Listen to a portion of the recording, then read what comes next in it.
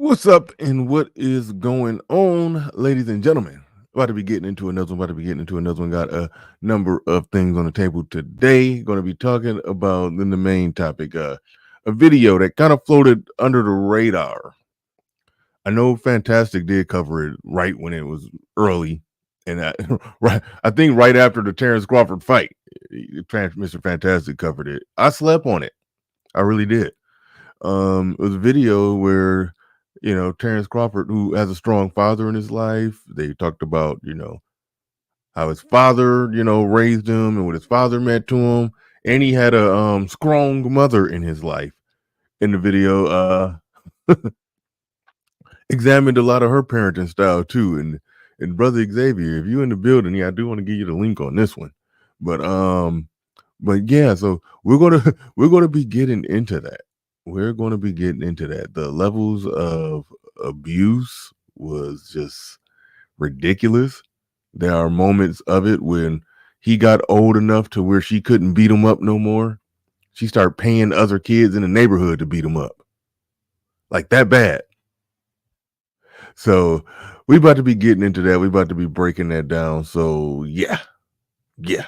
So strap on in. Let's get ready to go. Let's get it.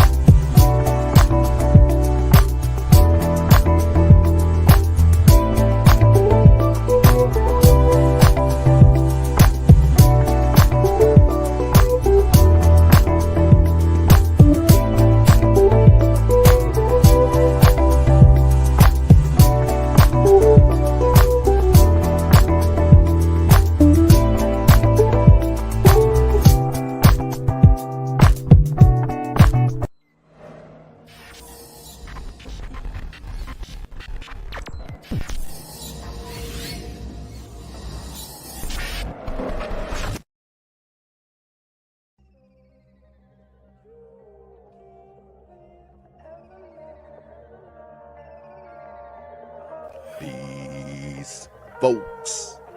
This is X from TPOT Media.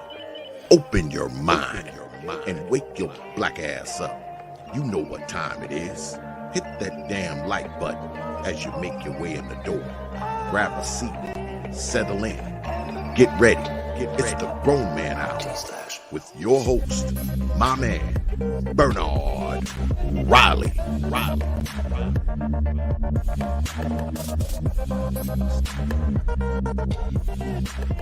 Welcome to Machismo TV, the ultimate destination for modern men seeking to upgrade their lifestyle.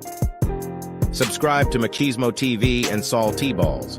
We stream daily from 12 midnight to 8 a.m. Eastern Standard Time, the best male-centric content. Highlight reels without reviewing or providing any editorial bias to the content. We have done so much, with so little for so long, we are now qualified to do anything, with nothing. Oh, camera's off. All right, there we go. There we go. Shout out to Machismo TV. We've done so much with so little for so long. We are now qualified to do anything with nothing. The greatest tagline in the business. Shout out to Machismo TV, the best male-centric clips channel, highlight reel channel in the business. And shout out to everybody in the building. Appreciate each and every one of you. Make sure you hit the like button. That helps with the algo. Lets everybody know that you're here. Shout out to Hoop Jargon, says this is going to be a great one. His mama, pure garbage. Shout out to Hoop Jargon, says waiting for Bernard Riley. The Max Trucker says CP Riley. Y'all know how he do. Absolutely. I'm working on it. Matrix Media in the building. Shout out to you. I heard him saying build it while we fly it. Absolutely. I know the deal. Y'all know the deal. Son is Hot Raw. Shout out to you. Him and Perry in the building. Shout out to you. He says these old mamas. Yeah, I gotta get the link sent out to X. This is one that I definitely want to hear from X on. M. Perry in the building says she had money like that. That is an interesting point. Well, I mean, how much you got to pay some kids in the hood to go beat up somebody? I mean, I give you $5, you punch my son. I mean, he's referring to something that I said in the beginning of the stream where I said with the video I'm gonna play. His mom got to the point where she couldn't hit him no more. He probably was about 12 years old. Right around that age of puberty. He snatched the belt from her and like, I'm not taking no more ass whoopings. And so she couldn't beat him no more. And then yes, per the story, you start paying other people to do it. I can't get you. I'm gonna get somebody to beat you up. And of course it gets spun around because couldn't really nobody beat him up.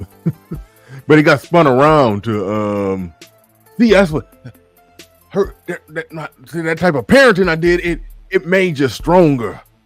It bred you into a fighter. The amount of skill that it take to be a professional boxing champion, I'm sorry, random scuffles in the hood did not prepare you for that. It can make you tough and it can help you win a street fight, but it don't help you just outclass Errol Spence Jr. So no, mama didn't help him get better at fighting. No.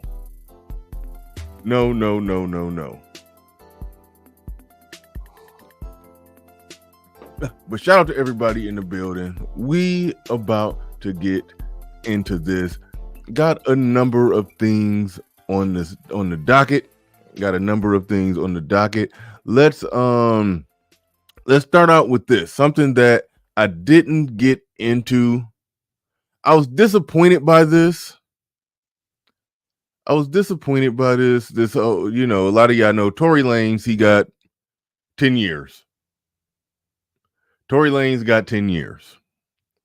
I didn't do a whole story on this. I covered it heavy from the perspective and from the angle that I don't like this culture where women say something and they just believe it and they could parade their victimhood around.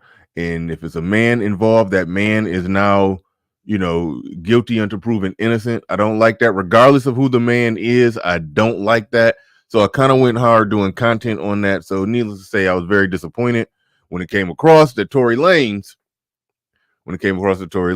is actually getting 10 years. I thought it was bogus that he was found guilty on all 3 charges. Probably you could definitely argue 2 of them, but all 3, that was ridiculous. That was ridiculous. And part of the reason I've been reluctant to do content on it because I didn't want to rehash the content that I've already done. The content is already there where I've broke down the case down to the molecule, even to the point to where eyewitness is saying 2 women were fighting. And one of those women went to the car and the other woman grabbed a gun. He couldn't see her grab a gun, but he saw her go back into the truck and he saw the flash of a gunshot come from the hand of one of the women, which means the woman who was fighting the woman who got shot went to the car and fired the first shot. And then it was reports that Tory Lanez got in the middle of it, and it was conflicting reports that whether he was shooting a gun in the air or just shoot. Either way it go, he was stupid. He got involved, and he did some unlawful discharge and all that. Yes, he's supposed to get some time, but all the evidence showed that he didn't shoot her. The vast majority of the evidence showed that he didn't shoot her, and they can't even prove that he shot her. Like so it was utterly ridiculous. So I stand on that.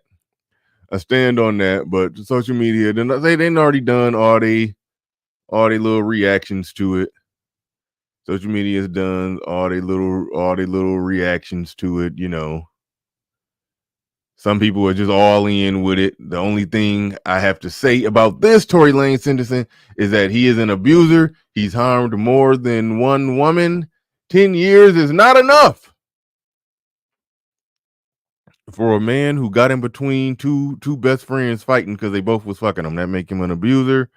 10 years is not enough, and it's very hard to rehabilitate repeat offenders with no remorse. Prayers to Megan Thee Stallion and any other woman he has abused. That's the bullshit I don't like.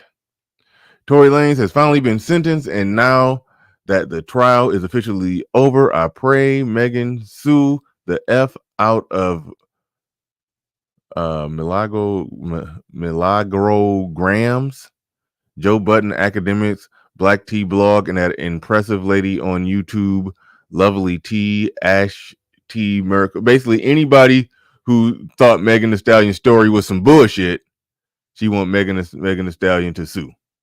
They don't be caring about right or wrong. That's some going for blood type shit. He's found guilty. That means Megan is right. Go sue everybody who thought you was wrong. Tory Lanez being sentenced to 10 years over somebody who went twerking shortly after the incident is sad low key. No, that's sad high key.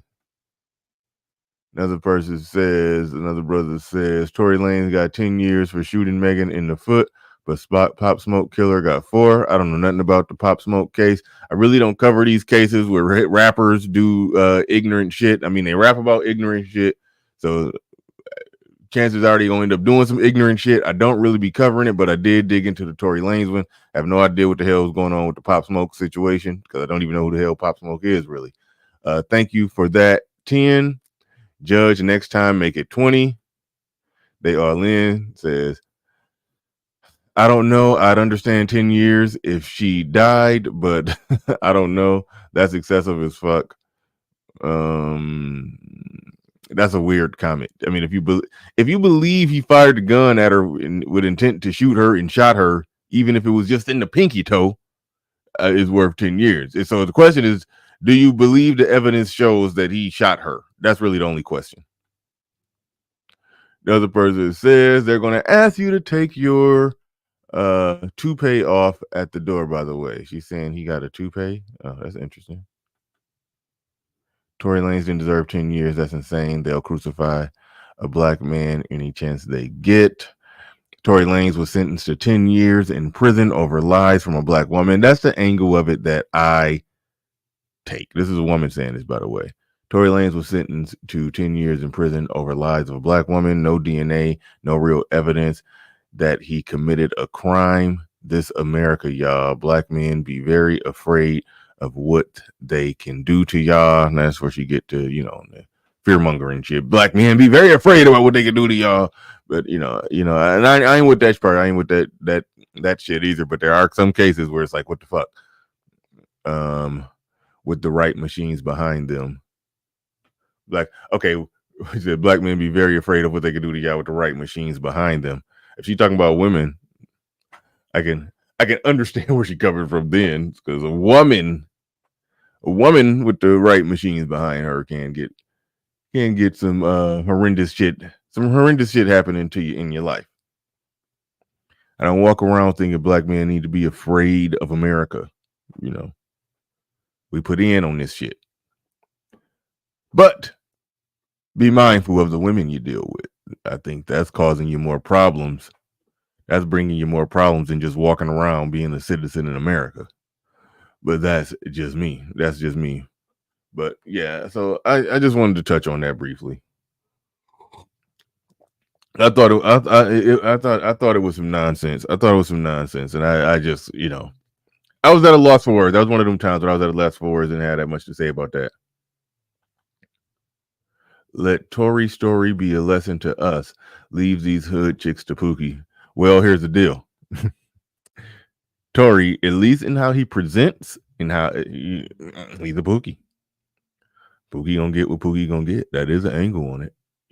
Sometimes you can't shed a tear and light a candle for somebody who just passionately engaging in bullshit. But no, at the same time, it clearly was some lies going on there. It clearly was some lies going down there. I broke the shit down to a molecule a while back. I'm not even trying to rehash it, rehearse it, get into it. I'd just be remiss if I didn't just publicly point out on my show that is some nonsense. If I didn't publicly point out on my show that is some nonsense, yeah, I would be remiss if I did not do so. But all right, let's get into it. Well, there's a few more things before I get into the main topic.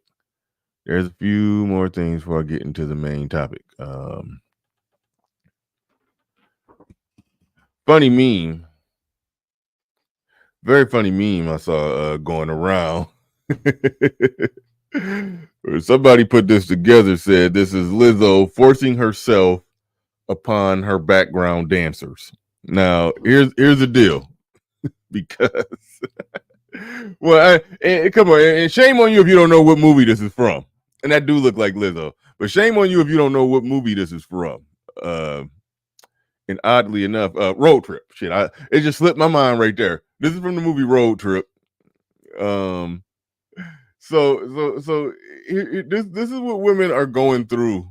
This is what women are. That picture's too funny because it do look like Lizzo, but this is what women are going through with this thing. And it sort of relates back to the Megan Thee Stallion thing. They want to believe all women. All right, they want to believe all women. Lizzo is a woman, but her background dancers are women too. Lizzo's accusers are lying. We need more evidence, but we got to believe all women. Like they're really going through about that one. Like the mental gymnastics and just psychological hurdles that you can just see them fighting to try to get over is mind blowing right now. They're really fighting and struggling with that one.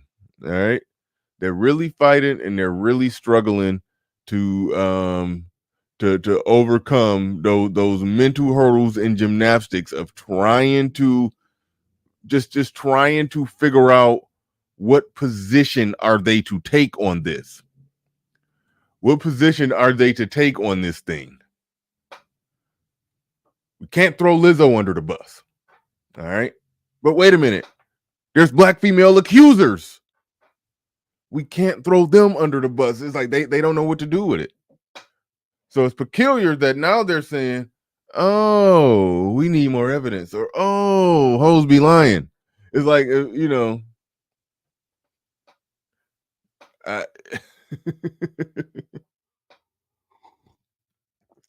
it's ridiculous. It's ridiculous that what the gymnastics that they're having to go through right now. The gymnastics that they're having to go through right now. But now they see what it is. They're employing the believe all women thing with Megan, the story I just covered, but they don't know what to do exactly with this one. They can't. They're having really hard times processing shit. Now, the other thing I got to get into before I dig into the main story, will be this one is fucked up. All right, now let me make this. Let me turn the music off. All right, that is Sukihana and Sexy Red. Looks like this is a shot from maybe it's a music video. I don't know what the hell it is. I just know it's two of the whitest white guys on a golf course, and they out there dressed in full drag ratchet, full ratchet. They out there in full drag. All right, in all the glory of their ratchetness, get carried by some white dudes with their legs wrapped around them. The shit look goofy and ridiculous, but anyway. On its face by itself, this is a nothing burger. It's only worthy of even discussing. It's only worthy of even discussing because Umar Johnson, the Prince of Pan-Africa, the Prince of Pan-Africanism, basically dubbed her the Princess of Pan-Africa. Umar Johnson basically dubbed her that. They had their public appearance together. They, they linked up, they hooked up. He said if she's willing to turn from her ratchety ways and be a pro blackity black conscious sister and change all her stuff, that they could work together. But consciousness before the coochie, or whatever he was saying. He said all of that, and then they linked up. And she was supposed to have changed and turned from her wicked ways. She was supposed to have changed and turned from her wicked ways. And lo and behold, 1 week after being, booed up with Umar, did a whole stream on it. It's called Hoes and Hoteps. Hoes and Hoteps made for each other. That's the future of the black community. I did a stream somewhere along those lines, somewhere in that realm. All right, that was a stream that I did, and lo and behold, she got conscious for a week. she got conscious and had her fist in the air. We pro blackity black and building the black nation and blah blah blah for a whole week. and here she go.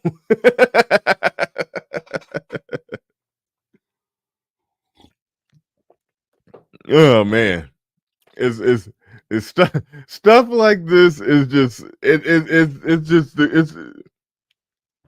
the type of content that defies commentary.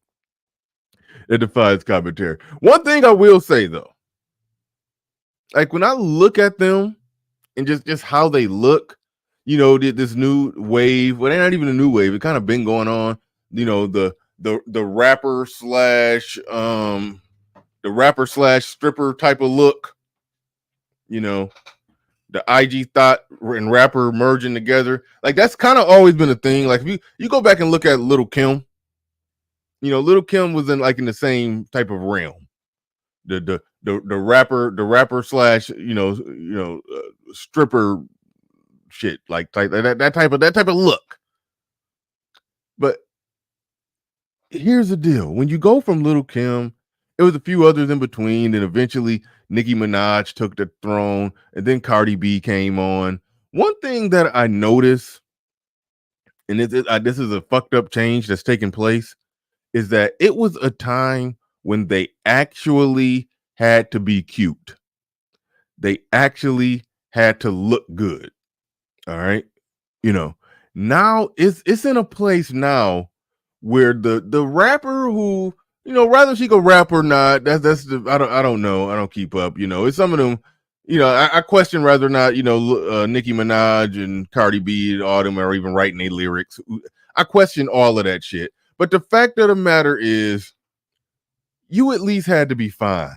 Nah, they got ugly. Just the most ratchetest, ugly, lime green hair, face tattoos, bullet holes and stab wounds type chicks just out here, just on Front Street. Just like, what the hell? They don't even gotta be cute no more. Like you could be ugly and dark skinned and call yourself Sexy Red. Like none of that even matters. Like it's like what the hell is going on? Like at least Little Kim, Nicki Minaj, Cardi B, until she opened her mouth, they at least had to be fine. They at least had to be women that you looked at. Don't look at Little Kim right now, but they at least had to be women that you looked at them. You're like, oh yeah, they look good. They at least had to meet that threshold. But it's like, what the hell? What the hell? Darky red. But yeah, I mean, I this is my first time really like looking. Like I don't be paying that much attention to these people, but I keep hearing Sexy Red, and I'm like, that's her. She blacker than me. What the heck? Could you imagine if my nickname was Red? if they just called me Big Red. Y'all would be like, shut your black ass up. Calling your black ass Big Red.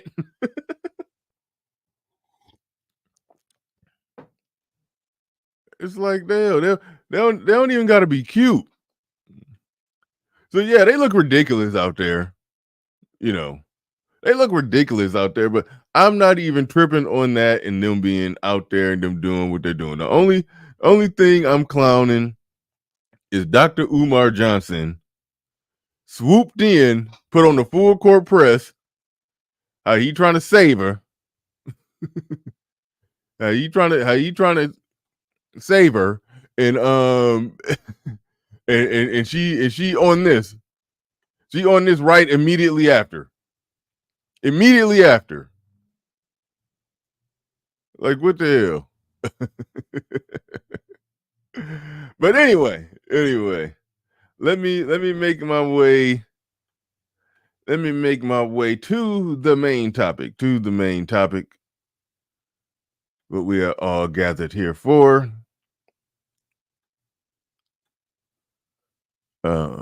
Shout out to Obie Allen. It was his channel where I first saw this. Actually, I shouted out Fantastic.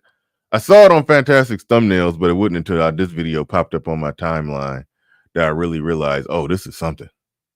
So shout out to Obie Allen. He put this together. Well, I don't know if he put it together, if he just clipped it. I don't know. It's just a raw clip of the documentary. But yeah, so let's get into this thing with Terence Crawford and his old mama. And one thing I do want to do before I push play on this, I don't know if X is available, but I am about to send X the link.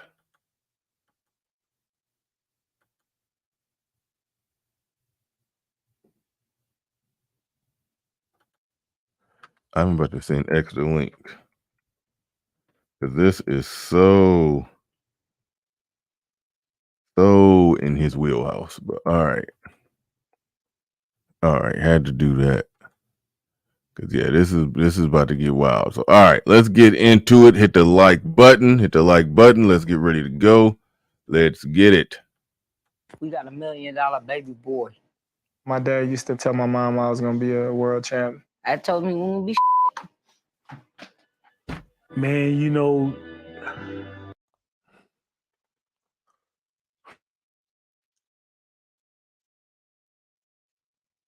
Right out the gate.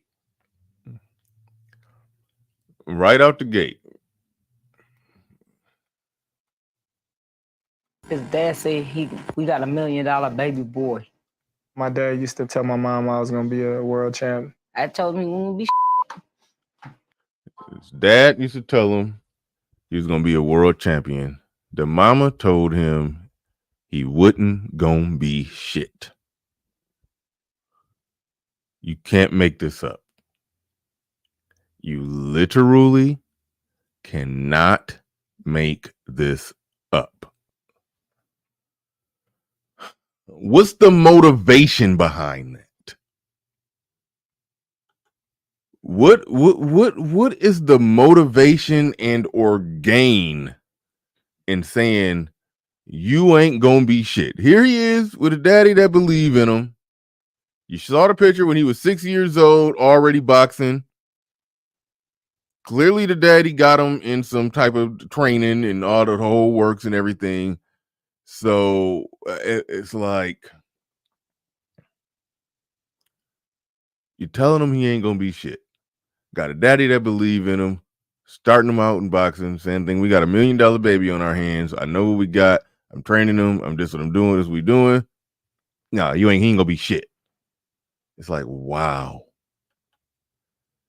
I think that's a mentality that goes beyond mother-son, mother-daughter shit. I think it's a mentality in the community, the black community, that if you ain't shit, you think ain't nobody else supposed to be shit. Even if it's your own kids. I think some people operate like that, but let's go. man, you know, she has her own ways to motivate her son. She has her own way of loving her son.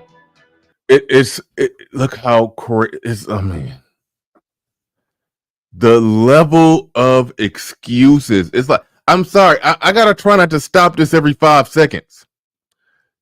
Because even right now, with the way that dude is describing this, he's calling it motivation and love. She got her own way of loving her son. It don't matter. Okay, well, let's say, yeah, it's some horrible fathers out there. They have their own way of loving their son. You see, they like to love them from afar. I'm gonna move to another state. I'm gonna put that separation at distance. That's my love language. Distance and absence. Like, let's just call anything love and motivation. I'm gonna motivate you by showing you what it's like, how hard it is to make it on your own without me. But that's how I'm gonna drive you. I won't credit when you become something, because it was my absence that made you tough.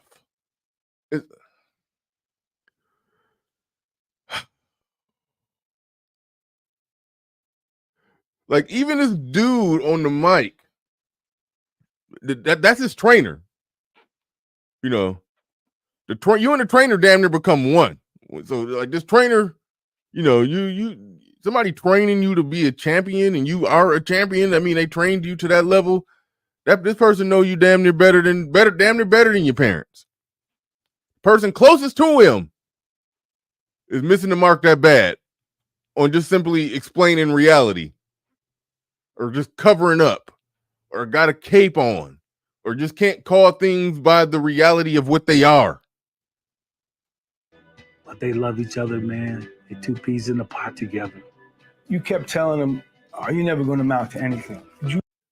See, that's him happy and celebrating with his mom. I don't know if that's big enough for y'all to see that. That's him dancing, happy, celebrating with his mama, doing the even as a crack fiend mama, always been a black queen mama dance. That's what he's doing right now. Peas in the pot together. You kept telling him, "Are you never going to amount to anything?" Did you really believe it? Some things that I said to him, I wanted him to be a man. Don't be afraid of nobody. That's a hard lesson to learn. You're 12, 13. Yeah, but he had to learn it. How'd that make you feel? It filled me with rage. And every time I stepped foot in the ring or anything that I ever did, I just wanted to win so bad so I can prove a point to her. He was 13 when he said, Mom, you're not going to whoop me no more. And he took the belt from me. I grabbed the belt and told her, "You ain't about to hit me no more. Oh, that's out the window. I ain't getting whooped no more." I paid the kids, I said, if y'all can whoop Bud, I give y'all $10 a piece. Could none whoop me. You went out on the street. That was a part I referenced earlier in the show.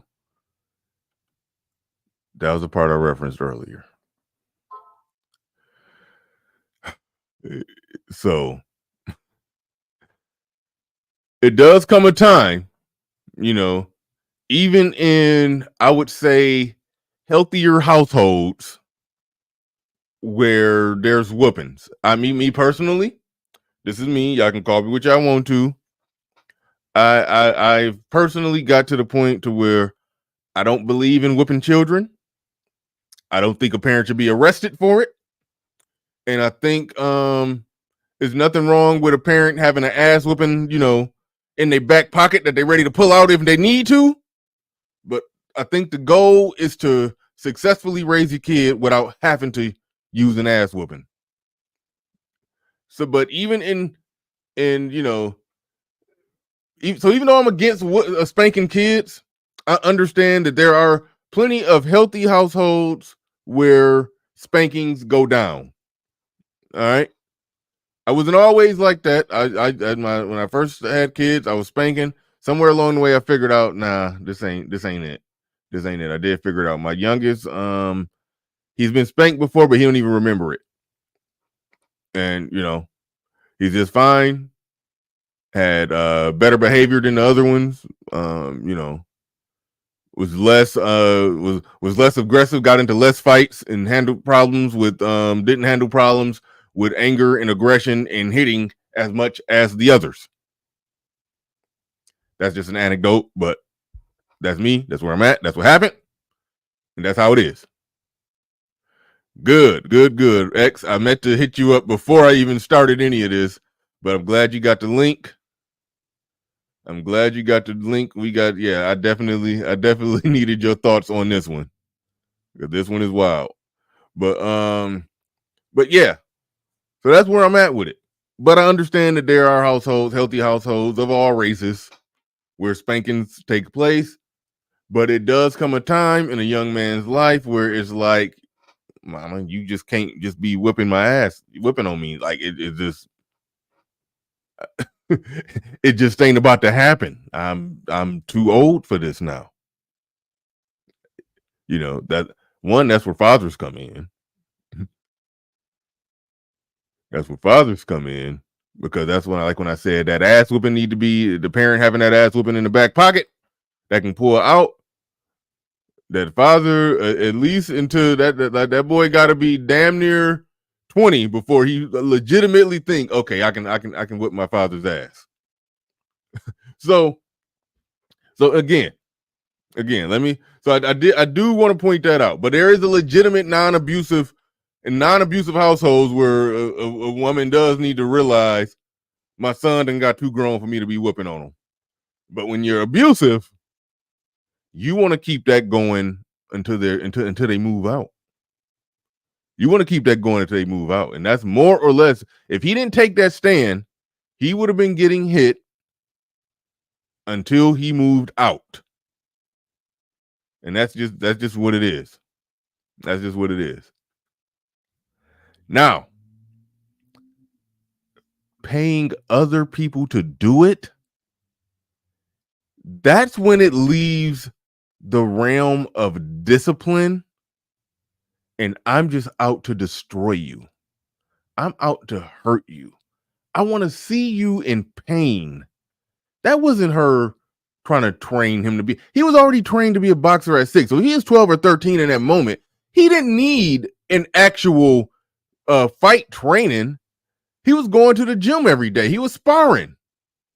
He was already training. He was already getting ready to be Golden Gloves or whatever the little ranks are going up. I forgot exactly how it worked, but whatever their equivalent is to I played basketball. I understand how the old AAU system and all that works and everything. Whatever the boxing equivalent of that is, I'm sure they got little tournaments and everything that they do. I don't know exactly how it worked for 13-year-olds boxing, but he was already in that. He was already fighting fights in that regards. He was already sparring every day. He was in the gym every day. He wasn't lacking a fight.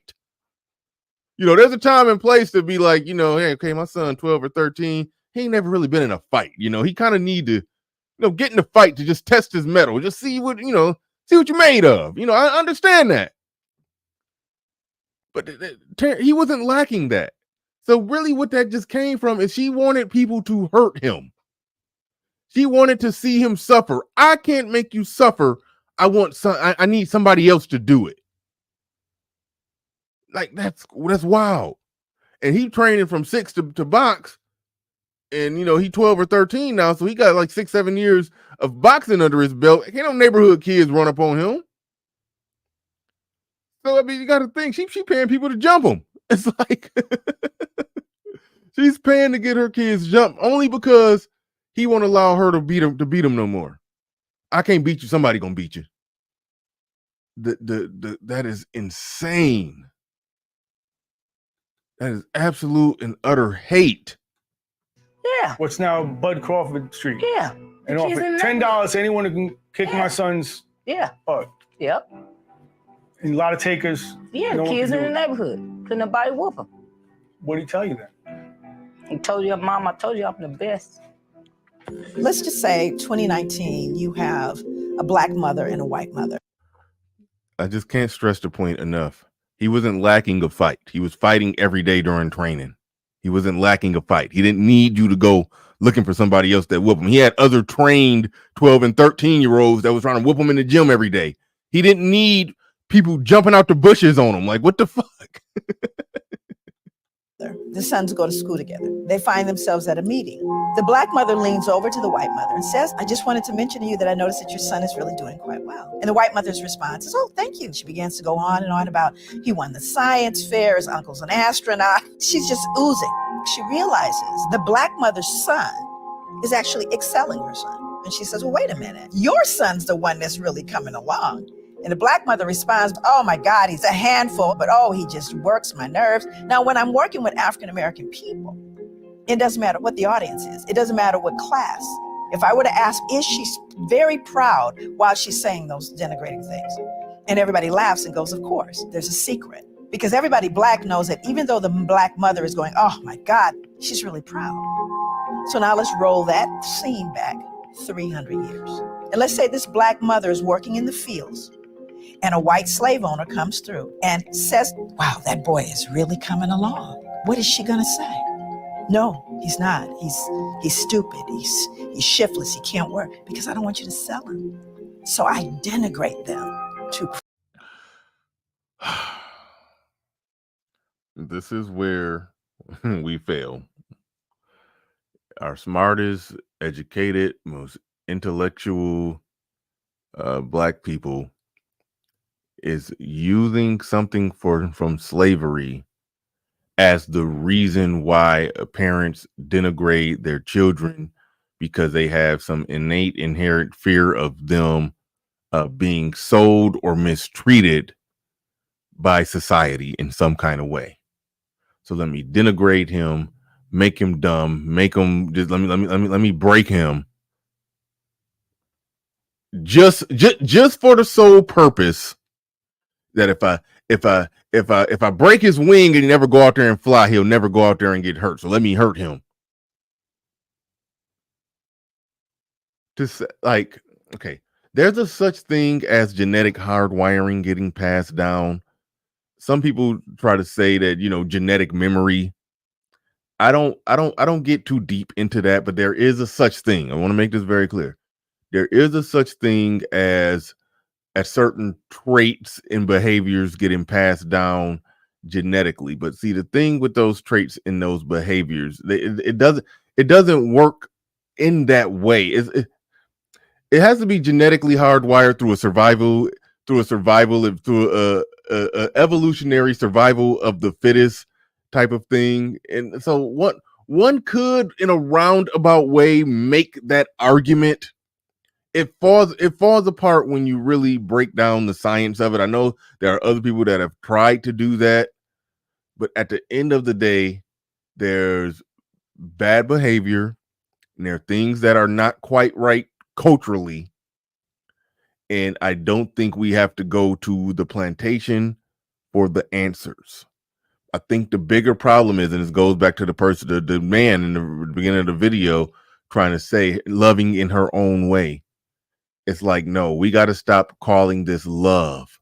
We got to stop bending over backwards to try to say this is a form of protection. She's trying to protect him. We got to stop bending over backwards to try to do that, because it doesn't work, and it ultimately cripples us. Protect them. That is called so I denigrate them to protect them.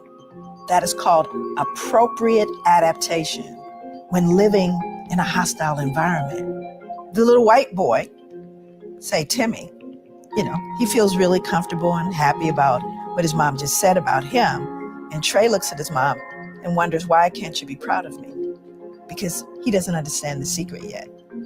And by the time he learns the secret, he will have already been injured by it. Post-traumatic slave syndrome. You once told me I was fighting for her approval, for her to tell me she was proud or happy, but she never would, so I stayed angry. Explain that to me. When she always telling you you're gonna lose, or you're not good enough, or you're gonna get your ass kicked, or things like that, it's like, okay, when I win this tournament, she gonna say congratulations or good job or I'm proud of you. But it never happened. What he remembers is all those years wanting for you to say, I love you. Yes. Yep. Yes. And you didn't do it. Nope. I grew up not liking the word. Why? I don't know. Never liked the hugs growing up as a kid. I never liked nobody to kiss me growing up as a kid, and it just grew with me as I got older. She hate that word. She said love is pain. Her support was in a different type of way, you know, it was in a negative way, but when I got older, I noticed that it was her negative way that pushed me to be great. And now this is where the psychosis comes in, where the person who dealt with abuse themselves is saying that abuse made me who I am. It wasn't the training from the time he was 6. It wasn't genetics. It wasn't the hard work. It wasn't everything that was put in him, that was taught to him. Because, like I said, a hard upbringing can help you win some fights out in the streets. It can't make you outclass another undefeated boxer and look like he don't even belong to be in the ring with you. Like that's skill and training. That's high level intelligence, calculated, making the right move, the right time, the right way. He don't just go out there and fight with just ignorant, raw aggression like a street brawl. He fight a very calculated, meticulous fight. That's the level of discipline that is remarkable, that it takes to be in a fight but not lose your cool and stay even kiltered with a steady temperament, but still strike, with full might. Like the ability to do that and that level of skill and training, like, no, it's the skill and the training. But even then, the way that this works, the mama who abused you along the way to the point of practically rooting against you gets the credit for it. But we are joined by Brother Xavier in the building. I threw this show together at the last minute, so I did want to hit you up from the start of it, but we got you here now. How long have you been watching? Yeah, peace, Brother Bernard. I've been watching for a few minutes. I was actually listening in my truck. I was actually on my way back to the house, so, it was actually pretty good timing on your part, my brother. Okay, good. Now, did you see when I played the beginning of the video, this part here? His dad said we got $1 million baby boy. My dad used to tell my mom I was going to be a world champ. I told him we won't be. Did you see it from this part right here? Yeah, well, I've seen this, so all right, okay. So you all caught up. All right, okay. Yeah. You already know. You already know what. You already know, and anybody that listens to me already know what I'm gonna say. Let's start it off with another version of These Old Mamas. That's it. That sums it up in 3 words. I mean, this man's a world champion. Kudos to him. But we all know, I know that his mother had absolutely nothing to do with it. Because I always give these 4 scenarios, right? And y'all know what I'm going to say. If you had horrible parents and you turn out to be a horrible person, your parents probably had a lot to do with it. Likewise, if you had horrible parents and you became a decent person, your parents probably had absolutely nothing to do with it.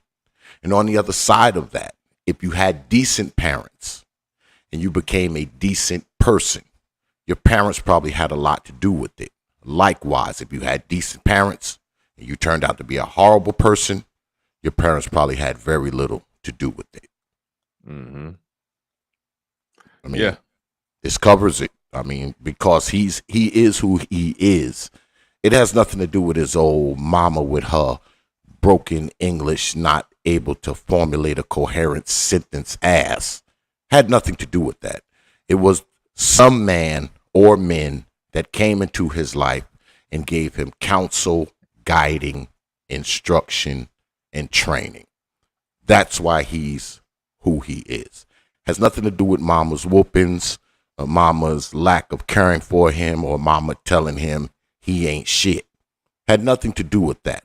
But this is the common scenario of these things, right? If all the whoopings and the mistreatment and lack of love, if he had grew up to be a carjacker, a drug dealer, or a person that knocked old ladies in the head in the subway, she would have said, I don't know what's wrong with that boy. But being that he became a world-class fighter, a world-class pugilist, she wants to take the credit now. Isn't that something? Yeah. Yeah. If raising him like that drives him to be a total piece of crap, well, it ain't her fault. She did the best she could. But if he turned out great, then every horrible thing she did was the reason why. That's been the story from jump. That's been the story from jump. Let me roll the rest of this for those who haven't seen it all the way through. Let me roll the rest of this. I grew up not liking her word. Why? I don't know. Never liked the hugs growing up as a kid. I never liked nobody to kiss me growing up as a kid, and it just grew with me as I got older. Wait, do you happen to know I'm assuming that the father and the mother are not married? Do you know if that's true or not? Probably. Okay, I don't know. Somebody look that up for me. I'm assuming that they can't be married. I don't know how you get close enough to this woman to even have sex with her. I don't know how Terence Crawford. I don't know how Terence Crawford somehow exists. This is the most unaffectionate human on earth. That even as a kid, I didn't like hugs or kisses. Like how does she even get to the point of having sex with somebody? I don't know. But so I am curious of the backstory on that. But let's play it. She hate that word. She said love is pain.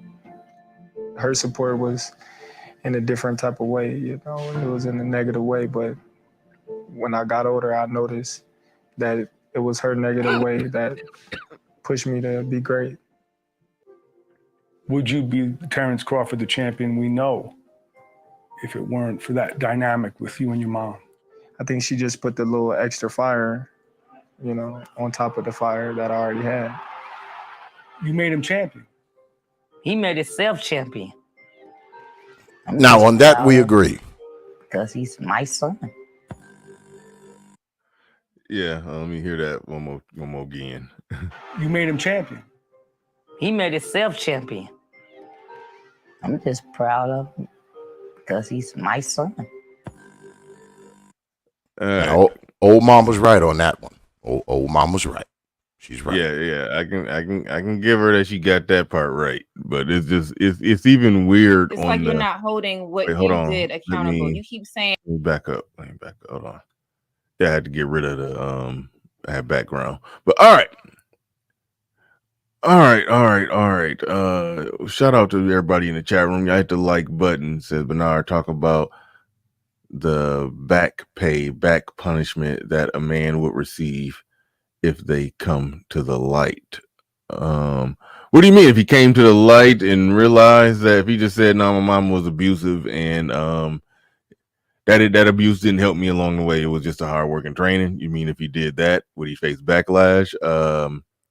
I suppose, like even people close to him and himself included, they can't call it abuse. The only reason she stopped hitting on him is because he got big enough and strong enough to stand up to her. Like, so yeah. So I would reckon there would be backlash. I reckon there would be backlash if he came out and spoke against it. Winning in success is the deodorant that covers up anything that stinks. I think Barkley said something like that. And so the fact that he's successful and he's winning and they're making millions, that's just going to cover up every little thing. But if he said, yeah, and despite despite the fact that we went in and we got the ultimate protection in cologne to spray over all that funk, it still was abuse, and it still was horrible parenting. And people who receive that parenting, who also happen to not have, a father in their life telling them that they're going to be great, and also wasn't, trained to be a professional world champion boxer, people who receive that type of parenting typically don't turn out very well. So I don't recommend this type of parenting for anybody else. I succeeded, despite of it, not because of it. If he comes out and says that, then yes, there would be backlash from the sisterhood. Your thoughts, X? Oh, absolutely. I mean, because how dare you speak of the great deity known as the Notorious MOM, right? So, I mean, even if he was to come out and say, look, my mom, she abused the hell out of me when I was a kid, and, despite of all of that, I still became, Bud Crawford. He couldn't even say that. I mean, he couldn't even, he couldn't even come out and say that, because we have been conditioned as Black people, and I have been telling you folks about this for years. Damn it. Mm-hmm. We have been conditioned to think that whatever mom do is love. If mom break a broomstick across our head when we 4 years old, she did it out of love. If she left us at grandma's house until we was 15, she did it out of love. If she smoked crack with your school clothes money, she did that out of love. I mean, I can go on and on and on and on and on. No matter what your mom does, it is interpreted as love for you, for the simple fact that you passed through her funky hole. It doesn't matter what it is, especially when it comes to beating you, abusing you, anything that would get the average person, if they did it to you right now, would get them years in prison. Mom can do it to you while you're a child, and people will misconstrue it into being love. Like you always say, they like spraying the damn cologne over the feces. And even he's doing it right now. He's spraying the cologne over the toilet that someone just took a crap in, or someone took a crap in when he was a child. He's still spraying the cologne over it right now. He dare not say mama was wrong. He dare not. Even though he's a millionaire right now, he is still afraid. We have this inner internalized fear of mama for some reason. Because we all know that mama is God. Mama is queen. Mama is a deity. Mama is everything. Nothing happens without mama, right? So even as we grow up and become adults, we still carry that from our childhood. We carry it, man. And it has an effect on us, because see, we don't see what Brother Crawford is like when he's not in the ring. We see him in the ring. We see him in a training camp. We see him walking up the alleyway to put somebody's head to the mat. We don't know what he's like outside of that. Mm-hmm. Because just because he's a world-class boxer doesn't necessarily mean he's a world-class person. Right. Doesn't mean that. We don't know what he is outside of that damn ring. Yeah. See, RM looked it up for me. It says his parents are Debbie Crawford and Terry Crawford. It doesn't say what year they're married, and it doesn't appear to directly say whether or not they're still. I mean, it looks like they're still married. It looks like the dad hasn't escaped this woman yet. I mean, yeah, I guess maybe he's suffering from. I can only imagine abuse that he's catching too, because that happens a lot. We talk a lot about the violence that women inflict on men that goes underreported and under talked about. But when they do studies on it, they find out that women are technically more violent in relationships. Yes, men are bigger and stronger and could cause more damage, but women hit more frequently. Women are women. Yeah. So it's data on that. I've talked about that data plenty of times. Typically, if they're abusing, they're abusive towards the kids, they're more than likely abusive towards the man. That man leaves, even when that man leaves, that abuse sort of trickles down even more, especially as the oldest of the boys get older. Then when he leaves, it just goes down the line to she's got an empty house and no one left to abuse. That's basically how it goes down. So I'm pretty sure that man that's with her, I believe he's still with her. I believe that man is still going through hell. Some older married couples be having separate bedrooms. I hope this man has a separate state that he lives in, even if they still married on paper. I hope he lives in a whole nother zip code, whole nother area code, region, if not planet, as far away from her as goddamn possible. But yeah, there's not a lot on his father, from what I can see, because I'm looking at it too. It's not a lot on him. I find it hard to believe that he went through all of this with a father around. I kind of find that hard to believe, because often when your dad is around, you're less likely to be abused by your mom. You're just less likely.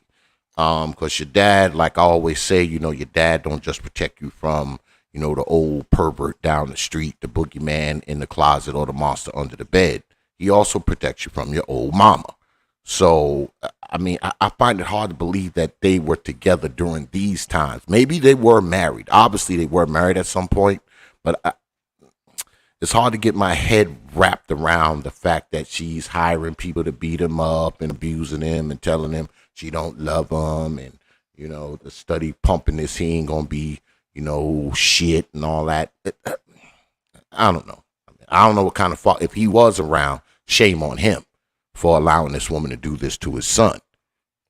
Shame on him. Well, that's why I say, when I look at the mentality that Terence Crawford has right now, the way that he examines it and looks at it right now, he takes a weak position on him that, hey, it was her own type of love, and it sort of helped shape me. Him having that passive Stockholm syndrome type of view on that tells me that the dad is no different. He's literally no different.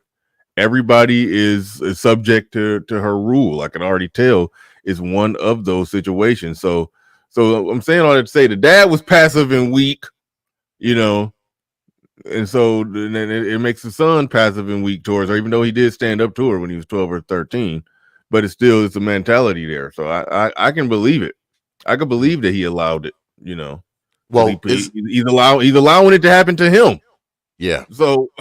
But isn't that the way most of us are, though? I mean, Terence Crawford isn't an outlier in that fact. He's an outlier that he became, very successful in a career. But he's no outlier, man, because many of us who went through all these trials and tribulations and a crisis here and a crisis there and neglect, many of us are passive about it once we're an adult. I mean, we look at it and what's the old saying? Mama did the best she could. Yeah. So many of us are like that. We don't even look at the abuse that we received from old mama as abuse once we are an adult. We don't. We look at it just like I described it. That was mama loving us. That was mama's love when she split your head open with the mop handle. That was mama's love when she threw your ass down the stairs. That was mama's love when she cracked you across the head with her high heel shoe. That was all of that's how mama loves you. Don't you understand? So why do you think people get so upset when people like you and I, Brother Bernard, talk about these things? Because, see, most people are uncomfortable with it, and likewise, most people are uncomfortable talking about it. Mm-hmm. Because this is my thing, and this is how I deal with the so-called people who like to pander, right? I always say the reason why people tell people all this pandering stuff about their lives and the lives of black people, it's not to protect the black people, it's to protect themselves. Because, see, they're just as uncomfortable telling the truth as the people are who are hearing the truth. I don't believe that it has a lot to do with, we want to uplift people. I think that's a bunch of BS. They don't say this uncomfortable stuff because it's very uncomfortable for them to tell the truth. So when people get up here and they tell these truths, when they get up here and they tell about these things that happen to them in their lives, people are shocked because they're like, man, why aren't you uncomfortable about talking about this? But what they don't understand, Brother Bernard, the uncomfortable conversations are the best ones to have. Yeah, so you saying that, and that's a fair debate. That the people who do what they like to run interference when harsh and truthful conversations are being had about what's going on in Black America and Black households and Black community. They're not doing it because, hey, I don't want people taking the crap on our people, doing it all on a public platform, taking the crap on our people. They make us look bad. No, they're doing it. You're saying they're doing it to protect themselves because you hitting sore spots in their own house with their own mama, with the messed up stuff that they've done. Mm-hmm. Man, to a degree. Yeah. To a degree. Man. I mean, because I'll say again, the truth isn't just hard to hear, it's hard to tell. Depending on what that truth is. Yeah. Devin Mitchell in the building says she wish he bright skinned. I think he mean he wish she wish he was. He left out the was. She wish he was bright skinned and not dark like her. I'm not even gonna speculate on that one. That's why she neglected. These last $2, I'm not gonna lose. I'm not even gonna speculate on that one. That could. Yeah. Is that why she neglected him, because he came out dark skinned like her, Brother Devon? I don't know. You can't. I mean, it's enough baked into the cake of her psychology. We don't know if she got dark skin issues like that. We don't know. But Broken Blade says, great show, bro. Keep it going. Thank you very much. I do appreciate that. Thank you for putting $2 on it. These last $2, I'm not gonna lose. Also, thank you. Eli Mars says they were not together. What the full interview? I think you mean where the full interview. I don't even have the full interview.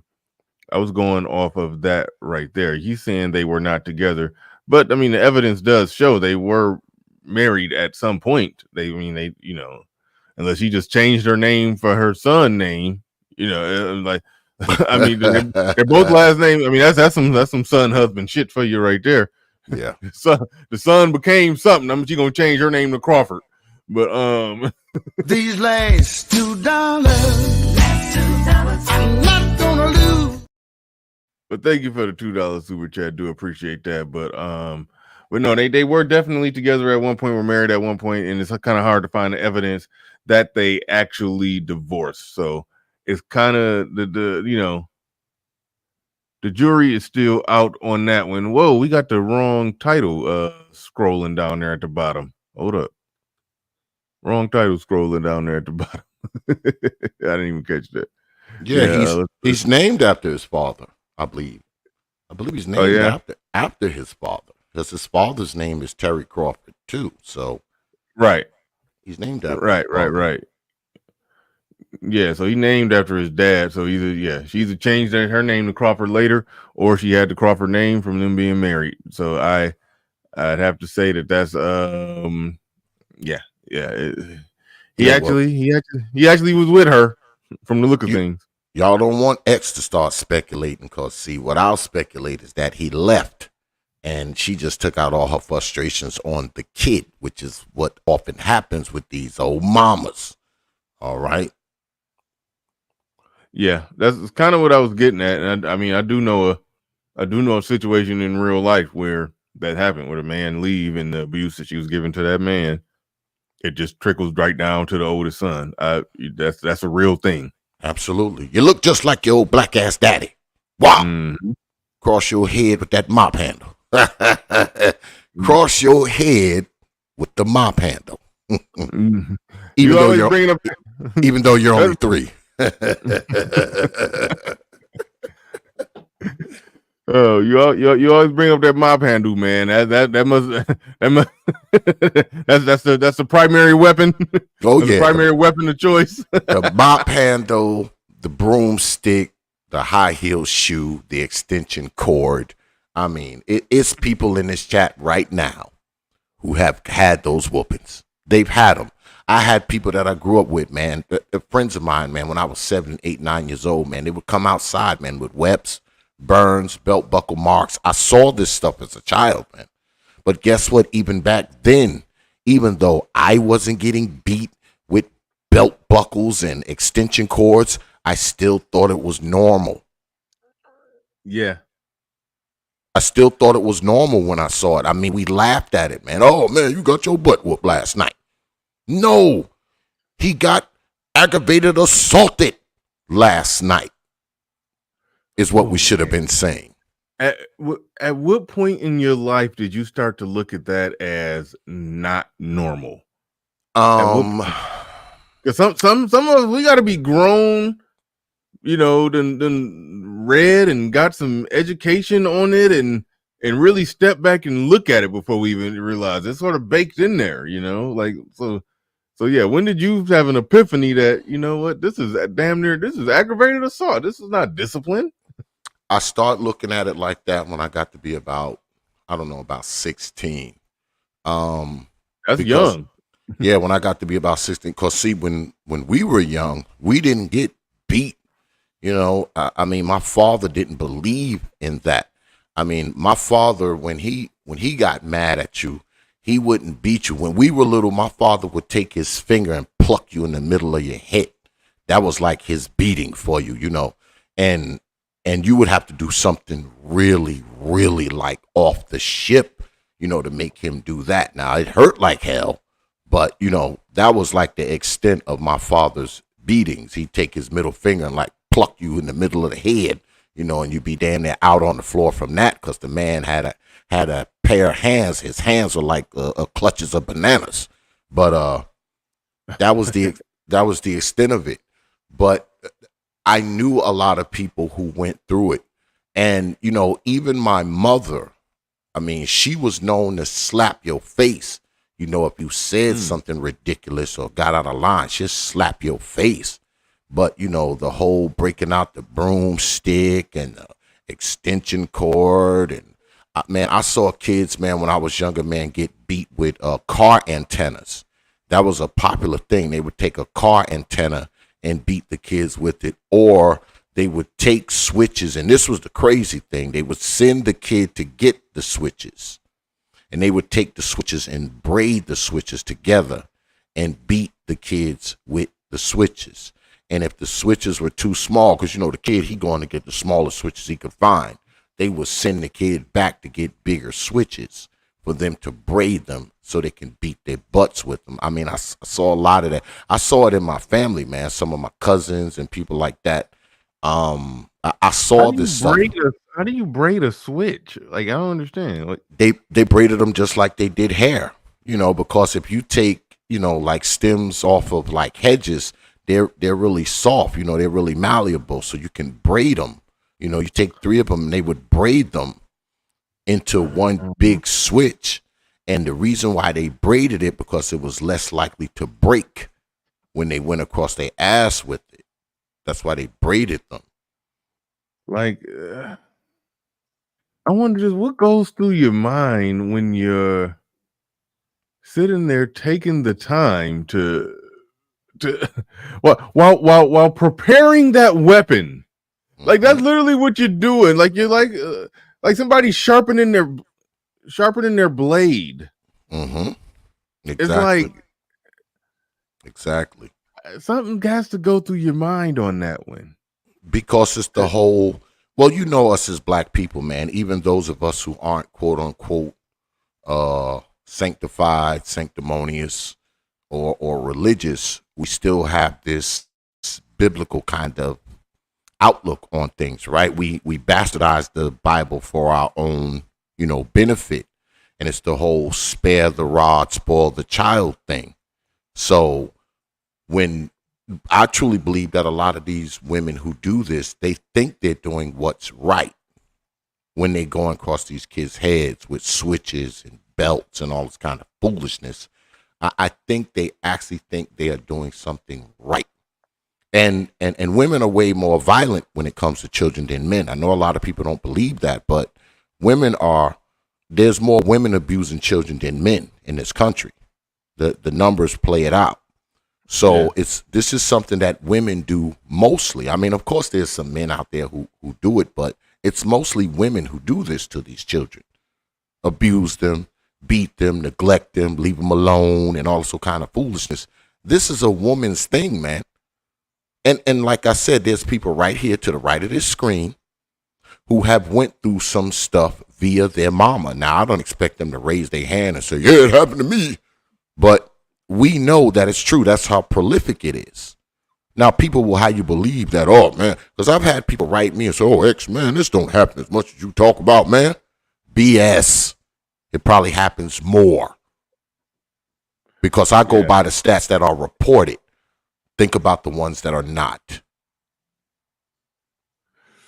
Yeah. It just seems like a moment of clarity would just jump into the mind of the parent while braiding a switch to make it harder for hitting your kid. It just seems like a moment of clarity would come in, but damn. No, they thinking, boy, I'm about to beat his ass. But see, and here this is a crazy thing about it. The psychology of it isn't that I'm going to give him this spanking because this is what I believe is going to correct the behavior and make him not do it. The psychology of it, when they're doing it, the mindset is really just, oh, he did this. Oh, I'm mad that he did it, and I'm about to whoop his ass because I'm mad that he did it. Mm-hmm. It's not even. They're not even thinking about it from a pure discipline standpoint. That's the argument for a spanking that they make. That they say, yes, it's okay for a child to be spanked because it's a corrective form of discipline, a corrective form of punishment, and so yeah, that's the psychology behind it. But I believe most spankings get handed out because they're like, let's say the kid is running around and he knock over the vase and the vase break. Okay, mm-hmm. They're not thinking I'm going to spank him so he can learn not to run around through the house, and hopefully the spanking will make him not be running through the living room and stuff no more. No, they're mad because his vase is broke. I'm mad that you broke my shit, so I'm gonna fuck you up. It's like the same psychology in a street fight. I'm mad that you did this to me. I'm mad you hit my car, so we about to get out of here and have a fight in the goddamn middle of a busy street because I'm pissed. Like, it's the same exact psychology. That's why I'm like, these spankings ain't it. I'm not, I like I said, I think a parent should have that in his back pocket as a tool if need be. It shouldn't, I'm not in the business of saying, go go start locking parents up and the kids calling the police, you know, because they getting the spanking, even though some situations a kid do need to call the police. I'm a little divided on it. Because, you know, but overall it's like these spankings, they're not being done properly, even if we're going to accept as a culture and society that yes, you should discipline your kids and whipping their ass should be on the table.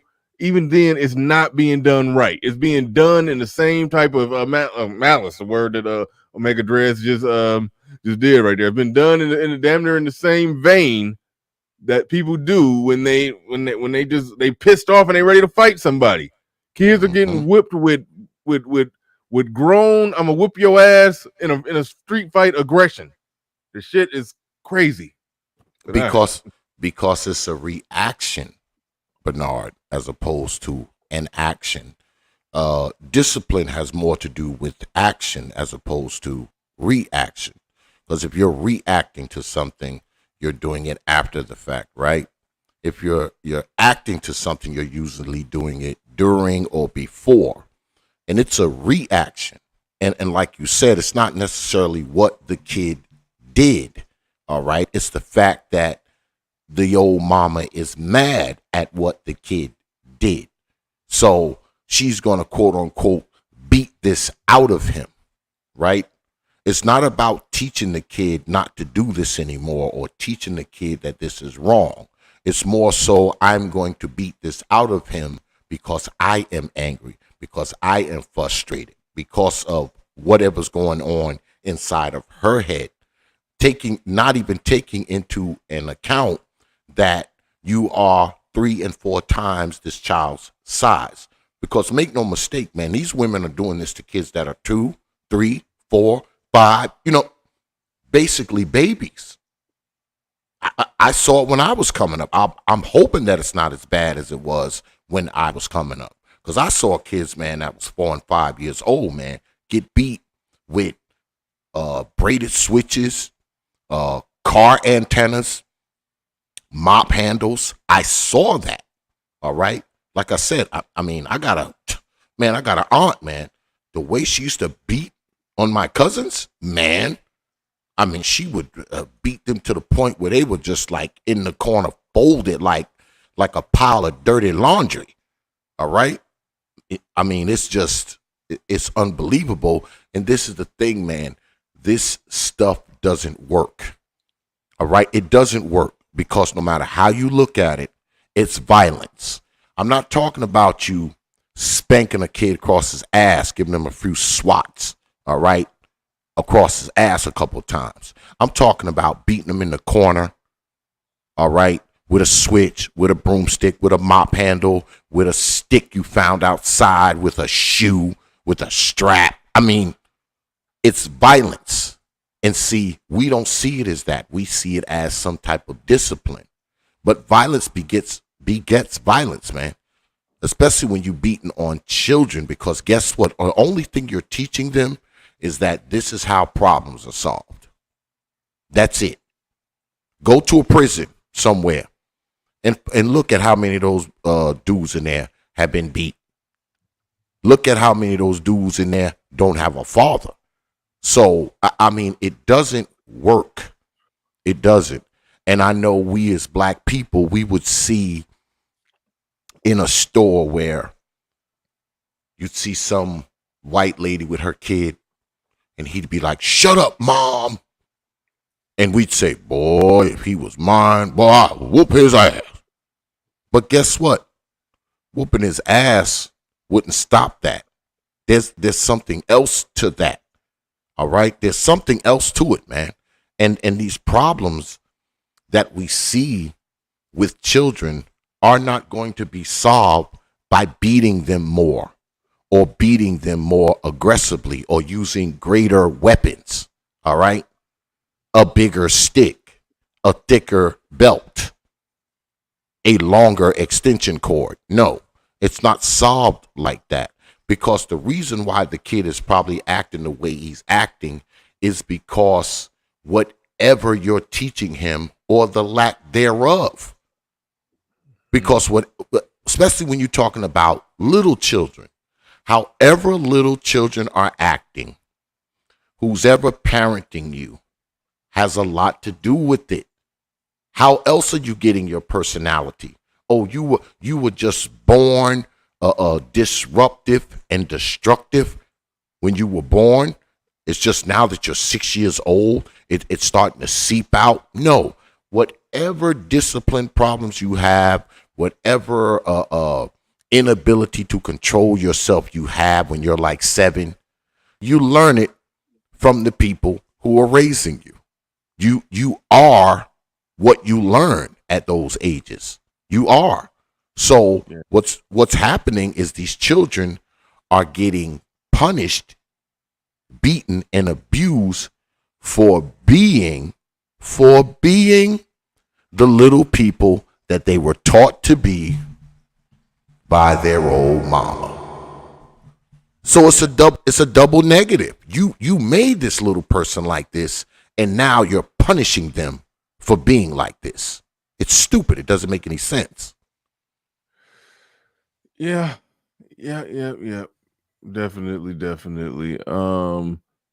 Let's see. I was somebody had typed in the chat room, there's a video of a mother dragging a daughter by the hair. Let me see if I could find that. Let me see if I can find that one. This is... Oh, wow. Hold up. Oh, holy shit. Okay, yeah, this is bad. Let's see. This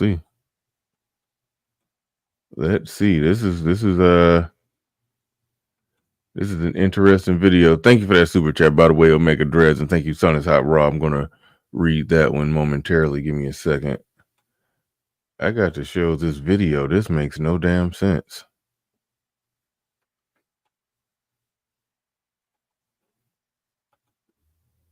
Somebody said the video is 2 weeks old. Somebody had just posted that in the chat room. So allow me to pull that up. Before I roll this video, Omega Dreads, thank you for that. Son is Hot Rod in the building says, they don't beat out of correction, they beat out of frustration. And many times that frustration is from the fact that they either never wanted the kid or they're a constant reminder of their father. Thank you for the super chat. Do appreciate that. These last $2, I'm not gonna lose. What do we get for $10? Everything you want. He's right. Yeah, exactly right. Absolutely 100% correct. But all right, hold up, let me get to this. Child abuse in the family. Continuing coverage tonight, a viral video led to a Macon mother being charged with child abuse, and the family who recorded that video is now speaking out. Our Brianna Cook talked to them earlier today to find out more. She's live in the studio this evening. Brianna? Greg, the videos were recorded by another child, and we would like to warn you what you will see may be disturbing. Get out! Oh, shit. Oh, yeah. This video comes after an 8-year-old was outside playing with her neighborhood friends. Gabriella Harris and her sister were outside playing with the child from the video. We were in a pool, and that's when we decided to move the trampoline closer to the pool so we could jump in and out of it. And when we did that, I think she got mad and came outside and told everyone to leave. Shortly after, Harris says she saw the little girl outside asking them for help, and that's when they decided to record. In the video, you can see the little girl running away from her mom while the other children yell. The child is then dragged through the grass and hit in her face. Watching that take place, Yeah, I was going to see that. it made me feel sad. When McKenzie, Gabriella's aunt, says as soon as her nieces sent her the video, she immediately called the Bibb County Sheriff's Office. She says she called numerous times but did not get the response she expected. So I ended up having to go to the police department, and there was an officer sitting in his car, and he dispatched for 2 officers to come. It should not have taken 2 hours, because if it was a deadly situation, those kids could have been seriously harmed or they could have been killed. Mackenzie says she uploaded the video online to seek resources for not only the child, but the mother. The school's been making reports on it as well, but they couldn't do anything because there was no proof. And so I feel like it's a systematic failure here. A lot has failed that child. A lot has failed the mother as well. Because someone said to me, I even thought about posting her bond, but under the conditions that she get help. Mackenzie says she hopes some good comes from this. I'm hoping and I'm praying that this incident is something that is something like a wake-up call for not only us as Black people or Black mothers, it's other races that go through the same thing. This is a, look here, mental health awareness is something white people do it too. Because you never know what would trigger you at any moment. Bib deputies say they got there as soon as possible and that the mother, Samira White. Well, goddamn, the news anchor looked just like the chick that did the shit. Like, what the hell? I thought that was the same. But wait, hold on. Wait, what? She clean up and go get her job. Now I work. Now I work for the news organization. Talk about hiding in plain sight. Like, goddamn, she just out there in front of reporting on the story like that ain't her. Like, shit. But well, God, I'm gonna say this, man, and I know y'all Negroes gonna get mad at me when I say this, but the fact of the matter is that a lot of these women, man, let's just be honest, man, they didn't want these kids, man. They wasn't thinking about a kid when they laid down in the back of somebody F-150 or the back seat of their Chevy Impala or bent over in a stall in a nightclub. They wasn't thinking about these kids, man. And now these kids is here. They didn't really want them. So, of course, they're frustrated. They're frustrated that they can't go out the way they want to. They're frustrated that they can't get the men they used to get. They're frustrated that the Negro who deposited the seed in them, they haven't seen him since. So, of course, they're frustrated. And unfortunately, the children have to suffer for this, man. I mean, we got to understand that no kid does anything so bad that they should be dragged through the field. And it looks like she was dragging the baby by its hair. It almost looked like. It looked like she was dragging that baby by the hair. Yeah, no, it was. It was. And yeah. Punching that baby in the face with a closed fist, man. All right? They beat these children like these children. They don't even beat them like they're children. They beat them like they're fighting an adult. This is how they beat a child, and you're 3 times his child's size. I mean, come on, man. I know Black folks, we think this is normal because a lot of it happened to us. But I'm here to tell y'all, and I've been telling y'all for about 8-9 years now, that it's not normal, man. This is not normal. This is abuse. This is violence. This is aggravated assault, folks. And if it happened to you, guess what? You were abused. You were assaulted. Yeah. Yeah. That's wild. I got a couple things to get at here. Got a funny image I'm about to pull up related to the main topic. The Sir Tyson just sent me something, so I'm going to be pulling that up momentarily. But Salty Balls with a $40 cash app. With a $40 cash app. I do appreciate that. Do appreciate you putting...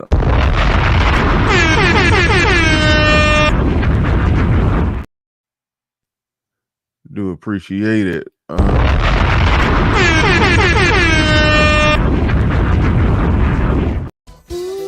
Suck on my chocolate salty balls. Put them in your mouth. Put them in your mouth and suck them and suck them. That freaking drop there is hilarious. Yeah.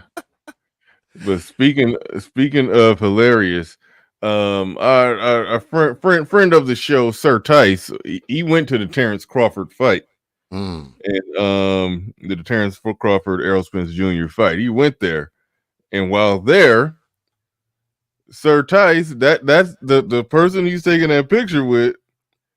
That is Terence Crawford's old mama, Sir Tice. Grabbed a picture with her. Sir Tice on the ground, God damn it. On the ground, God damn it. Out the field.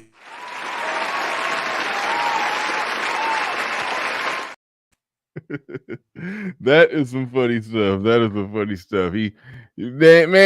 You could have got the exclusive, man. Come on. Yeah, man. She couldn't be around me and not have me not ask no questions like, so why exactly did you brutalize and punish and neglect and abuse this boy this way, woman? Why did you do it? That is funny. That is some funny stuff. But no, shout out to Sir Tice. Shout out to Sir Tice. He also took a picture. I don't know if that was at the same place, but he took a picture with Tommy the Hitman Hearns too. He caught him a nice, a few nice little pics up there. Caught him a few nice pics up there. So shout out to Sir Tice. Be out there. Out there getting it in. Yeah, brother Sir Tice be everywhere, man. He be in all kinds of places, man. I was in Florida. Man, a year or two, man, and we were supposed to actually get up because I had went on vacation in Florida, and we were supposed to get up, but we never did because he's out in Florida.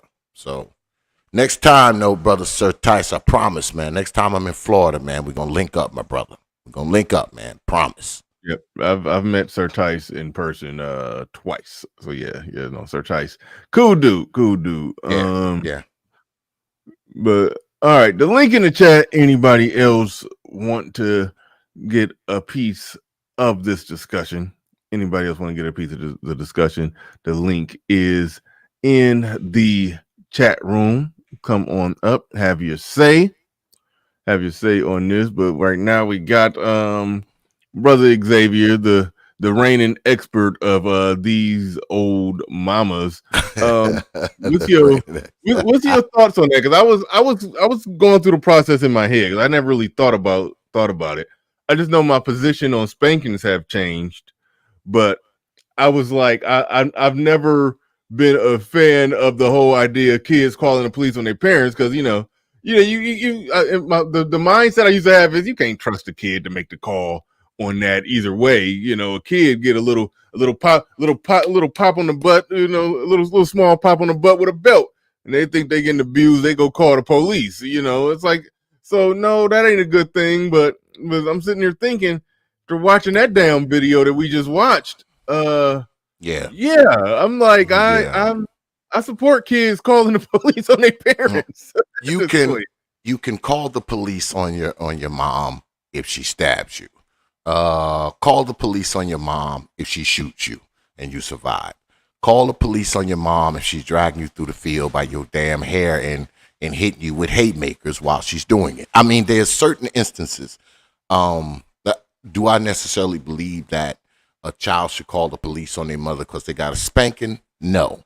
But if mom is cross your head with a 2x4, it's time to call the police, little fella. Yeah, you gotta dial 911 if mom breaks the broomstick across your back. You gotta call 911 because you're only 5.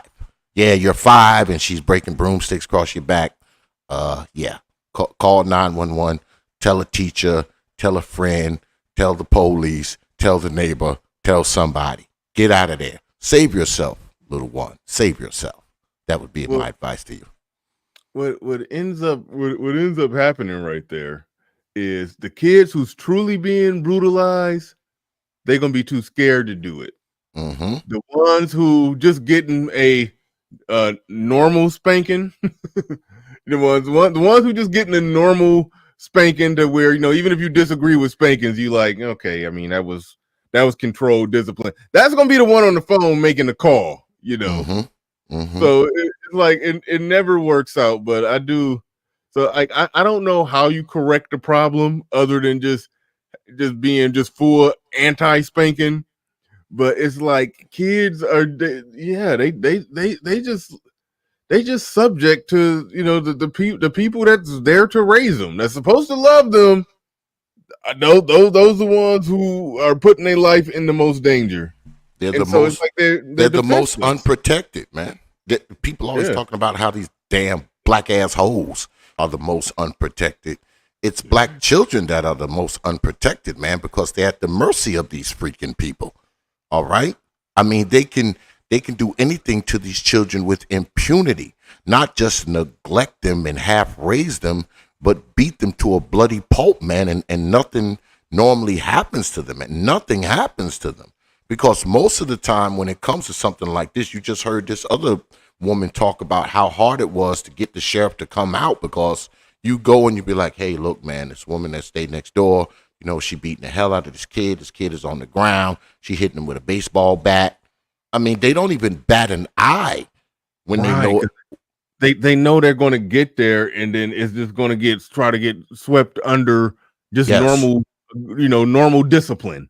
Yes, and they man. probably deal with stuff like that all the time. So yeah, they probably got no pep in their step at all. They hear about, you know, child abuse, a mother abusing a kid. Now, I'm sure if they hear if it's a man abusing a kid in some kind of way, and they probably assume some type of sexual abuse or something like that. Okay, they come in ready to go with four squad cars. But they hear about a woman, you know, spanking her kids, whooping her kids, beating her kids, this or that. They're like, they already know you're going to get there, and it's going to be nothing. It's going to be okay, yeah, the kid did this, the kid did that, and I whipped my kid, and then that's that.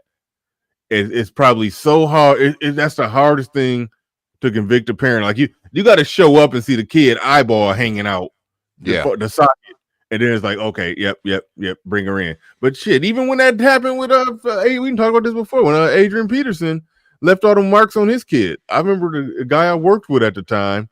He was like, I don't see nothing wrong. That looked no different than the marks my daddy left on me. Oh yeah. Like, oh yeah. And these so-called children protection agencies, man, they're totally useless because for real? Because they either do too much or not enough. All right. They can't find that sweet spot where they can actually protect the kid and get a kid up out of there. Usually more often than not, when they step in and they take kids away, these are the kids that aren't even really abused like that. And then they'll turn around and give a kid back to a parent who's been beating the shit out of them, brutalizing them. All right. Or they don't show up at all. I mean, I did a story before about the Texas Department of Children and Family, where 110 children died when they had assigned cases to that department. You had social workers who were claiming to have gone to these abused children's houses and checked on them and really hadn't. And the mom ended up killing the kid or beating the kid real bad or starving the kid to death or something like that. So they're useless too. Because like I said, they can't seem to get it right either. They're either doing too damn much or doing too damn little. And kids that are under their watch are ending up dead. They're ending up dead. So I think the answer for a lot of this stuff is, you know, besides sewing up these women's funky vaginas, anything outside of that, parenting classes. I think some of these freaking hoes need to be going to parenting school. It should be mandatory. Soon as your ass is pregnant, you need to go to parenting school, or when you had this baby, we taking it. How about that? If you don't want to go to the parenting school, fine. We'll be right there with the police. The police will be standing outside labor and delivery. And as soon as you dump that baby out, we're taking it because your black ass didn't go to parenting class, you dumb hoe. That's what needs to happen. Yeah, I think stuff like that should be mandatory. Yeah, I agree. So sort of like how, if somebody like there are situations where somebody may be required to go to take like some anger management. Let's say they have a situation, they get into some stuff, and they like, you are required to take this anger management, or there's going to be some type of fine or some type of something. Yeah, I do think something like that should be in place. I know somebody going to find some way to argue, oh, I mean, it's invasion, or their rights as a parent, the government shouldn't be controlling all this, blah blah blah blah blah. I get it. But something should be in place. Something should be in place, because that's just a goddamn jungle out there for them damn kids. A kid can get dragged by their hair and punched in the face. Like, she reached around and gave her like held her by her hair and gave her an uppercut to the face, damn near. Like, that's pretty much what happened. You saw the kid, man. The kid was running, and she was chasing after the kid. The kid was running, man, because the kid knows it's wrong. The kid don't want to be whooped up on. And you think that this is the first time that this woman did this to this child. That was her debut abuse session right there. She beats those kids like that all the time. Obviously, you can't tell me that, oh, well, she only did it that one time. BS. This is what she does, because this is who she is. All right? This is who she is. And this is the thing. Like you said earlier, if it was a man, it'd be a totally different thing, right? Because think about it, and you and I have talked about this before. When I was going for custody, right, many, many years ago, before I got custody, do you know that these people came to my house? They walked around in my condo. They made sure the baby had a place to sleep. They made sure the kids had a bed. They made sure I had food inside the refrigerator. They talked to my job. They called my boss. They asked them about my health insurance. They asked them what type of employee I was. So they made me go through all these hoops to get kids that were mine, right? But think about this. When a woman goes in to have a baby, before she have that baby, you think they ask her, do you got somewhere for this baby to sleep? You got somewhere for this baby to get cleaned up? Is there food, bottles, milk, formula for this baby? Is there a warm house that y'all are going to? That woman can literally have that baby and go live behind the woods in the hospital. And guess what? No one will ever come back there in the woods to make sure that that baby ain't eating leaves, or that baby ain't laying on the ground cold or covered up. But see, when you're a man, you have to meet all these freaking expectations. And like I told you, during that time, man, I had a very, very good job. I had very, very good health insurance. I mean, all of that. My own place. But for the woman to get the kids taken away most of the time, in most instances, they have to literally walk in there, and the woman could be smoking crack when they walk in there, trying to hand them the crack pipe. All right? And even with that, if they decide to take the kids, before they do that, they will give her multiple options. They will say, well, go to this class, go to that class, do this, do that. If you don't, then we'll take the kids. And even if she doesn't, say she doesn't do any of the things that they want her to do, and they decide to take the kids from her, you know what the first thing they try to do? They do every damn thing they can to give the kids back. After all of that, they will do everything they can to give the kids back to this woman who's beaten them, abused them, left them alone. That's part of their whole plan. They would rather give the kids back to this woman who has abused and neglected them, as opposed to give them to the father who's better suited to take care of them. He can have more money, a nicer house. He can be a better person, and he will have to fight like hell to get those kids. I know. I went through it. All right? Fight like hell. Because, see, mom when they think about mothering, they think for some reason that the mother is the better parent, even if she abuses the kids. What sense does that make? Even if she's beating them, starving them, neglecting them, and allowing them to be touched by her good-for-nothing ass boyfriends, for some reason, they think she's still the better parent. Figure that one out with all of that. Kazan King AMV says, Bernard Riley, coming from a person who was abused as a kid, I'm glad y'all putting this out there. We need more videos like this. Absolutely. Yeah. Brother King Kazan. Brother King Kazan, man, I'm sorry that you went through that, man, but OX has been talking about this stuff for years, man. I've been talking about this stuff since 2015, 2016. And anybody that knows me and follows me knows that. Because I know, man, I think that's one of the major problems in Black society today. How many of us are treated as children. Because we have a tendency to carry this stuff with us as adults. All right. I mean, the prisons and the cemeteries are full of people who weren't raised right, man. They weren't parented right. They just weren't. And when it comes to Black parents, my brother King, especially your mother, mommy can do no wrong, no matter how much wrong she does. And I know I say that statement and it doesn't make a lot of sense, but if you think about it, no matter how wrong your mama is, you are not allowed to call it wrong. Even if what she does to you, the wrong that you endured, has had a detrimental effect on your life, brothers.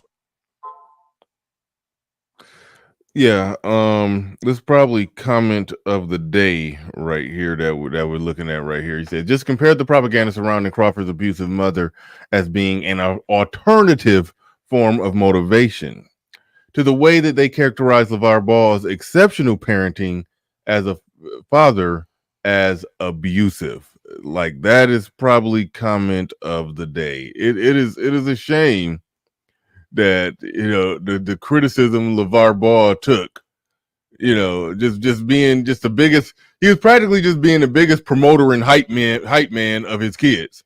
Mm-hmm. He made his kids, I mean, they are actually good, especially the youngest one. He is pretty good. He didn't make the All-Star team, but I think he probably was injured. He'll be an All-Star. He'll be an All-Star, no doubt. You know, he definitely put up good enough numbers to be an All-Star. The other one that, you know, he's good. He probably won't be an All-Star or superstar, but he's good. He's good. His kids are actually good.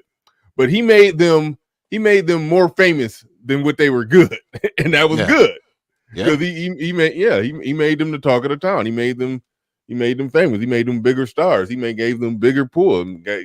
Everything he did, that led to a reality show damn near before the one that made it to the NBA first actually made it. You know, they had everything.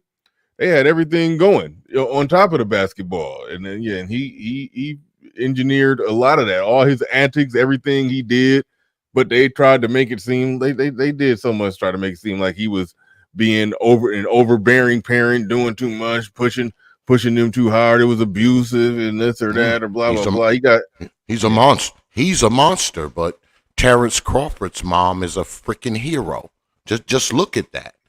It's because it's his mom that's doing it. If it was his father that was doing it, they would look at it totally different, man.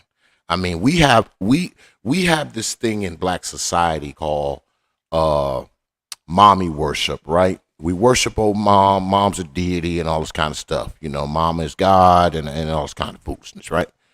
And what it has done, it has created many generations of full grown ass mama's boys. You got dudes right now in their 30s and 40s, man. They just grown ass mama's boys. That's all they are. Because the first thing they say, oh man, I love my mama. Oh man, mom. Boy, your mama can treat you like crap all your life. And if you mess around and become rich, you'll still buy her black ass a house. You'll still buy her a Rolls Royce. If your old man missed one football game of yours, you won't speak to him for 5 years. But meanwhile, mama can run your ass over with the car and you get up with half your damn body hanging off. You'll still be reaching for her black ass talking about, mama. She could do anything to you. Why? Because we've been conditioned to think that we are our mother's property. All right? We are her property. We're her property. Therefore, she can do whatever she wants. She can beat us like owning a mule. All right? She can shoot us like we a shooting target. She can stab us if she wants to. She can drown us. She can do whatever she want to do to us because we are not a little person. We are old mama's little property. And a lot of people believe that extends right on into adulthood. And that's why we got these 30, 40, 50-year-old mama boys. I don't know if I told you about this, right? I took my wife to the doctor a while back, right? And we were in there, and it was a lady in there. She must have been like in her mid-70s, right? And she had a guy with her who looked about the same age. And we were sitting there in the waiting room, and my wife and I started talking to them. Now, mind you, this dude had a cane. The woman was walking on a walker. So, you know me, I'm pretty much the same way I am online, the way I am in real life. So I was like, I thought they were husband and wife. And she was like, no, that's my son. So I was like, damn, you must have had him young. Now, of course, my wife, she hit me in the arm. Like, shut up. I'm like, you must have had him young. And she said she did. She said she had him when she was like 13 or 14. I don't remember. But this is the thing. This lady was like, she had to be in her mid-70s, which means he was 60. And he's so much of a mama boy in his 50s and 60s that mama still has to freaking support him and carry him in his 50s and 60s because he had a cane. Mama was on a walker. And I think mama drove. So even though she can barely get around, she got to make sure this dude gets to the doctor because he was there for the doctor visit, not her. And like I said, she was on a walker. And I think we have a generation of these people because in another 20 years or so, you're going to see a lot of people who are in their 30s and 40s now. They still going to be up under mama when they 40, 50 years old. Because see, they done been indoctrinated to believe that this is how it's supposed to be. And see, when you have a father in your life, you get taught that this is not how it's supposed to be. Just like you are taught that you are not supposed to be beaten into the corner and laid there in a heap like a pile of dirty socks. All right? That stuff is just less likely to happen to you, man, when you have a father in your life. All right? When you leave it up to these old mamas, not only do they freaking beat the kids to death and starve them and do all this other kind of foolishness, they leave them wide open to be freaking abused and molested.